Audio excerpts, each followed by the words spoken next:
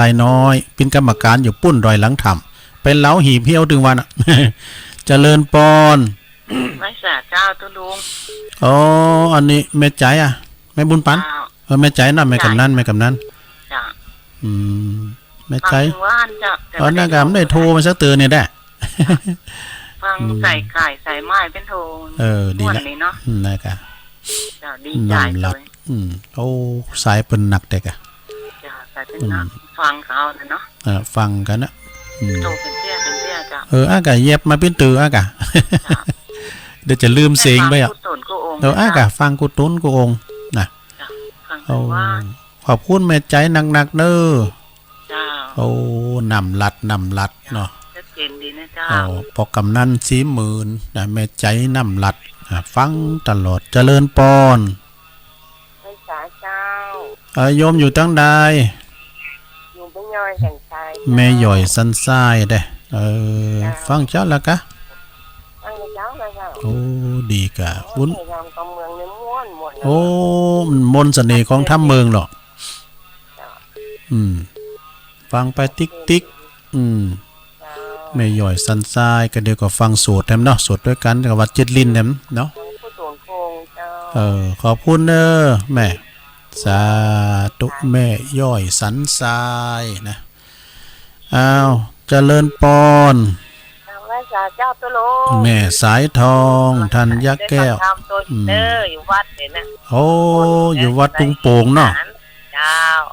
วัดสัตว์วาเรียบร้อยแล้วดีแล้วกะเขาทำเจ้าเลยนะเจ้าเขาเล่นไหนก็ลงนะฟังหลวงพ่อก็ฟังน่ะกะฟังโมนคือแหละตุปินนัดกับโมนตุลุงใจเนี่ยเปิ้นได้มาแม่ปันนีเปิ้นได้อุ้มเบิร์นได้หมดว่านั่นน่ะจักเบิร์นแม่ปันนีสร้างมามีสายแบบเข้าเปิ้นหมูจักเบิร์นเนาะแม่น่ะกำลังใจตุลุงขอบคุณแม่สายทองสาธุโอ้ดีแล้ว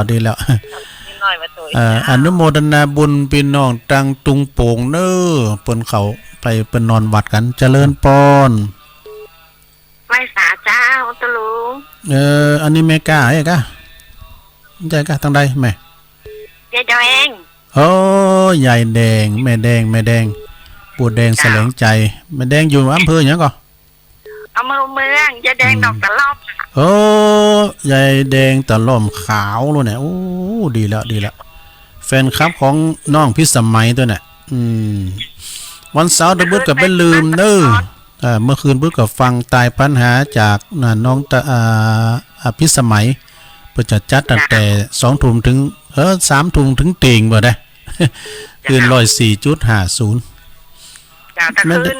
นี่ลูกควายพ่อแต่คืนไปธรรมะสัญจรมาเจ้าดีแล้วกันยินดีแม่ขอบคุณแม่แดงตะล่อมขาวไปเด้อสาธุอันนี้เพิ่นอยู่ในเมืองเนอะเจริญปอนภาษาลุงโอ้อุบาสกมาละปอบุญมีวัดเมืองบ้านเมืองกลางเนาะฝนตกเลยเนาะน่ากะฝนตกคือมันปึงพออ่ะนะเพราะว่ามันกลางองศาดูอินดูมันลำใหญ่เปิดเหมือนกันนะฝนตกคุณลุงฝนตกสีนะครับมันบะมันฝนตกสีดีละจุ่มเย็นเนาะฟังลุงเลยขอบคุณปอบุญมีนักอันนี้ก็แฟนคลับประจำเจริญปอนสัมพงประกอบโทรฟังเปิ้นโทรกับโมนดีตุลุงเลยนะเจริญปอนแม่อยู่ไหนอยู่หนองลงเจ้าโอ้อันนี้แม่สีทอนเนี่ยน่ะเจ้าบุตรชีบงตลอดเจ้าดีกะ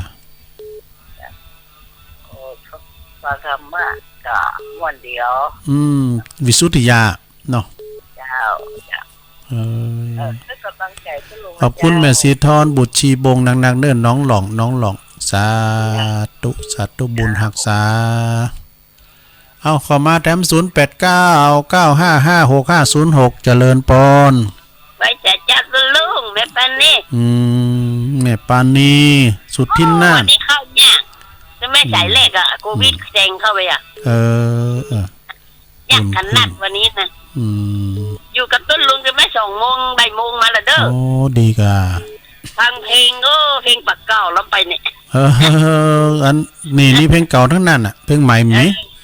เอาเพลงอากาศของอากาศด้วยลุง การก็มีนะการก็เปิดแล้วนะตอนนั้น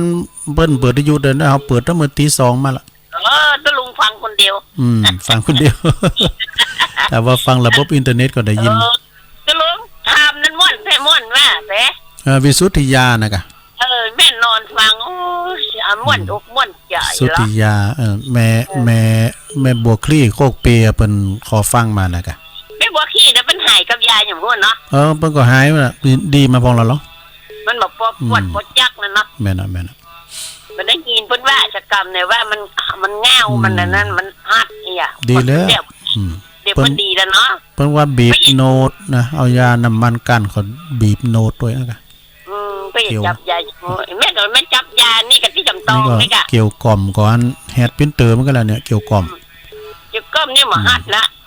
จะยาทายาเนี่ยก็ดีเท่า ผีก็เคยเต็กตัวลุงนะผีน่ะมันเต็กมาแล้วก็อันฝันน่ะเฮากับพุทโธมังกรสัมพุทโธสัมพุทโธแล้วมันไม้ออกมุ่งๆไอ้ คาถาเน็ตนะแกนี่คาถาตัวลุงนี่มันศักดิ์สิทธิ์นะพุทโธเย็นคอแมวอ่ะเนาะเป่า อันยันคงยันไข้หัวหัวบอกคือ ว่าคันใดก็บอกว่าเราคือ5 บาทอ่ะเอามาก็จะคือละ